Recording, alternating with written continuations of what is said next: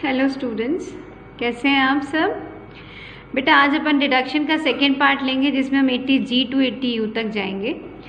और जो इसमें सबसे फर्स्ट है 80G डिडक्शन, उसको हम देखते हैं। और ये बेटा एग्जाम पॉइंट ऑफ व्यू से भी बहुत इंपॉर्टेंट है और कैलकुलेशन पॉइंट ऑफ व्यू से भी बहुत इंपॉर्टेंट है। 80G जो है वो डोनेशन टू फंड और चैरिटेबल इंस्टीट्यूशंस के लिए होता है। यदि हमने कोई चैरिटेबल इंस्टीट्यूशन जो लिस्ट में हैं, जो ऑथराइज्ड हैं, उनमें यदि हमने उन इंस्टीट्यूशंस को कोई चैरिटी करी है, मतलब उन इंस्टीट्यूशंस में कोई चैरिटी करी है या हमने कोई फंड दिया है, तो वो यहाँ पर डिडक्शन के लिए क्लेम हम इसके लिए कर सकते हैं।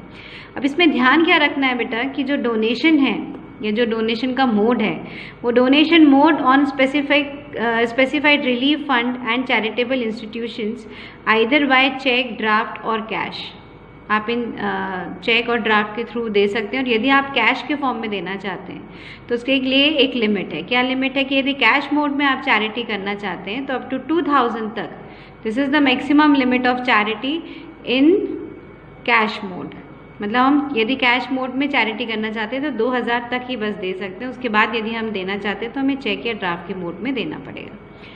और एक और क्या इसमें कंडीशन ध्यान रखनी है कि ये जो डिडक्शन के लिए जो चैरिटी हो रही है ना, वो हमें ऐसे क्लॉथ या फूड इस टाइप से हम दे करके, और यदि हम उसके लिए डिडक्शन का क्लेम नहीं कर सकते, मतलब हम चैरिटी कर रहे हैं या हम डोनेशन कर रहे हैं या डोनेट कर रहे हैं हम क्लोथ्स या फूड, तो हम 80G में उसका डिडक्शन नहीं ले सकते। मतलब 80G में हम डिडक्शन यदि हमें चाहिए है तो हमें मॉनेटरी टर्म्स में ही डिडक्शन करना पड़ेगा। किसी और अदर फॉर्म में डिडक्शन चैरिटी करने पर उसका डिडक्शन नहीं मिलता है।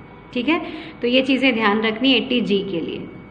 अब हम आते हैं हमारे डोनेशन पार्ट पे कि डोनेशन कैसा। तो डोनेशन को हमने कैटेगरी बनाई है एक्चुअल अमाउंट ऑफ डोनेशन और क्वालिफाइंग अमाउंट। ये दो मैंने अमाउंट तो है दोनों में, मगर यहाँ पर एक्चुअली जो हम एक्चुअल डोनेशन देते हैं वो अमाउंट ले लेते हैं और यहाँ पर हम एक अमाउंट निकालते हैं जिसको हम कहते हैं क्वालिफाइंग अमाउंट। तो ये दो अलग अमाउंट का डिडक्शन है। अब इसके अंदर फिर दो कैटेगरी है कि एक्चुअल जितना अमाउंट का डोनेशन है उसका 100% डिडक्शन मिलेगा या एक्चुअल डोनेटेड अमाउंट का 50% का डिडक्शन मिलेगा। यहाँ पर वो कहता है क्वालिफाइंग अमाउंट का भी 100% मिलेगा कि क्वालिफाइंग का 50% मिलेगा। तो इसको हम एक बार समझ लेते हैं। वैसे आप सबकी बुक में इन 100% की एक लिस्ट है जिसमें लिखा हुआ है एक्चुअल अमाउंट या एक्चुअल डोनेशन। तो 100% की बहुत लंबी लिस्ट है, उसे देख लीजिएगा। लेकिन 50% याद रखना बहुत ज़रूरी है। और 50% के लिए हिंट ये है कि हम थोड़ा सा गांधी फैमिली को याद कर लें। Jawaharlal Nehru memorial fund, Indira Gandhi also memorial fund, दोनों मेमोरियल फंड हैं, दोनों गांधी फैमिली हैं। और उसके बाद में राजीव गांधी फाउंडेशन, ये तीनों क्या रहे हैं, प्रधानमंत्री रहे हैं। तो prime minister draft relief fund चौथा। ये चार यदि हमें याद हो गए तो ये चार कौन सी कैटेगरी के हैं बेटा, एक्चुअल डोनेशन अमाउंट का 50%। यानी एक्चुअल डोनेशन यदि 10,000 है ना, और यदि वो 100% कैटेगरी में आता है तो हम पूरा का पूरा 10,000 का डिडक्शन ले लेंगे अंडर सेक्शन 80G।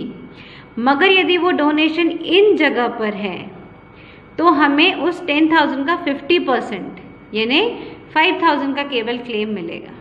ठीक है, अब हम आते हैं हमारी सेकंड कैटेगरी, क्वालिफाइंग का भी 100 और 50 हम कह रहे हैं। तो क्वालिफाइंग में 100% जो है, इसमें हम यदि हमने फैमिली प्लानिंग प्रमोशन में डोनेट किया है तो हमें 100% ऑफ क्वालिफाइंग अमाउंट मिलता है। अभी मैं आपको बताती हूँ कि क्वालिफाइंग अमाउंट निकालते कैसे। ये जो वर्ड मैं यूज़ कर रही हूँ उसको निकालना कैसे, इसका कंप्यूटेशन अभी आपको बताती हूँ। बस इतना समझ लीजिए कि इसकी भी दो कैटेगरी है कि इस अमाउंट का 100% डिडक्शन और इस अमाउंट का 50%, यानी उसको भी हाफ। तो 50% कहाँ आता है, इसमें आता है एनी कॉरपोरेशन, यदि हम इंटरेस्ट ऑन माइनॉरिटी के लिए यदि हमने कोई प्रमोशन के लिए यदि हमने कोई काम किया होता है तो उन इंस्टीट्यूशन का 50% होता है। फिर गवर्नमेंट या कोई लोकल अथॉरिटी यदि चैरिटेबल पर्पस के लिए कोई डोनेट करती है तो वो भी 50% होता है।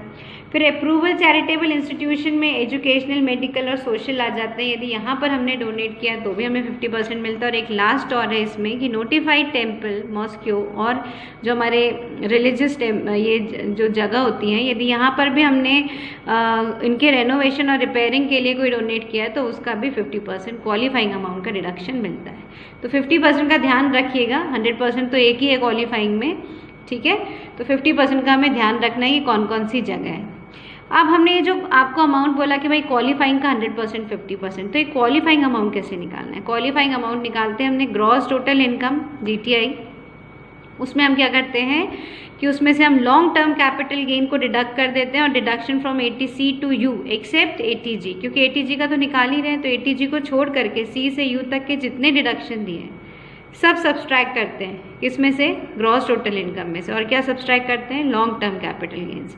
इन दो चीज़ों को सब्सट्रैक्ट करने के बाद जो अमाउंट आता है उसे हम क्वालिफाइंग अमाउंट या एडजस्टेड ग्रॉस टोटल इनकम भी कहते हैं। ठीक है, अब हमारा रूल क्या है डोनेट करने का? देखिए हमने देख लिया बहुत अच्छे से कि डोनेशन में क्या क्या आएगा। डोनेशन में सिर्फ मॉनिटरी टर्म्स आएंगे, कैश के फॉर्म में करना है तो 2000 तक कर सकते हैं, उससे ज़्यादा नहीं कर सकते कैश के फॉर्म में। ठीक है, हमने डोनेशन की कैटेगरी भी देख लिया, एक्चुअल अमाउंट का 100 और 50 है कि क्वालिफाइंग का 100 और 50 है।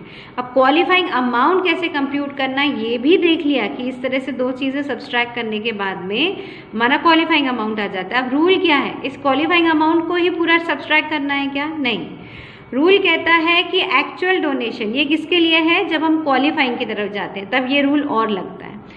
तो एक्चुअल डोनेशन और 10% ऑफ दिस क्वालिफाइंग अमाउंट जो हमने इन दो चीज़ों को सब्सट्रैक्ट करके निकाला है, इन दो को अमाउंट को हम कंपेयर करते हैं, उनमें से जो भी अमाउंट कम होता है लेसर अमाउंट का या तो 100% पूरा चला जाएगा या 50%। मतलब इन दोनों में से मान लीजिए अमाउंट है 10,000 कम है ना, ये जो दो अमाउंट है उनमें से मान लीजिए लेसर अमाउंट इज 10,000, तो 10,000 50% कैटेगरी होगा तो उसका 5,000 डिडक्ट हो जाएगा अंडर सेक्शन 80G, और यदि 100% होगा तो 10,000 पूरा डिडक्ट हो जाएगा। क्लियर है? मतलब सबसे पहले हमको ये देखना है कि हमारा डोनेशन कौन सी कैटेगरी का है, एक्चुअल डोनेशन का है कि क्वालिफाइंग का है। फिर क्वालिफाइंग में कौन सी कैटेगरी है, 100% है कि 50% है। फिर हम क्वालिफाइंग अमाउंट निकालेंगे और इस तरह से उस अमाउंट और अपने 10% ऑफ क्वालिफाइंग को कंपेयर करेंगे और फिर देखेंगे जो अमाउंट छोटा होगा विच एवर इज लेसर, जो कम होगा विच एवर इज लेस, उसका 50 या 100% हमको लेस करना है। क्लियर है? अब एक और बहुत इंपॉर्टेंट डिडक्शन है जो मोस्टली क्वेश्चंस में आता है, that is under section 80 TTA and TTB। TTA जो है वो नॉर्मल सारे सिटीजन्स के लिए होता है, लेकिन जो TTB होता है B फॉर सीनियर सिटीजन्स है।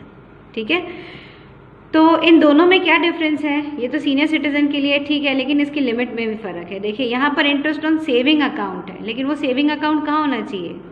या तो बैंक में होना चाहिए या कोई कोऑपरेटिव सोसाइटी होना चाहिए जो कि बैंक के मतलब तरह काम कर रही हो, और पोस्ट ऑफिस में होना चाहिए। तो हमारा डिडक्शन क्या कहता है? हमारा डिडक्शन कहता है 10,000 का फिक्स अमाउंट और एक्चुअल अमाउंट किसका? इंटरेस्ट का। तो एक्चुअल इंटरेस्ट अमाउंट और 10,000 विच एवर इज लेस, इन दोनों में से जो कम होगा उसका डिडक्शन मिल जाएगा TTA में। TTB किसके लिए एप्लीकेबल है? Only for senior citizens.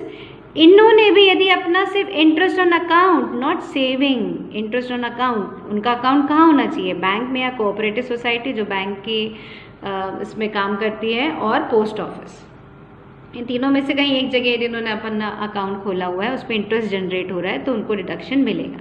पर देखिए अमाउंट में बहुत डिफरेंस है यहाँ 50,000 और एक्चुअल अमाउंट। कौन सा अमाउंट है ये? एक्चुअल इंटरेस्ट अमाउंट, क्योंकि हम इंटरेस्ट का डिडक्शन ले रहे हैं।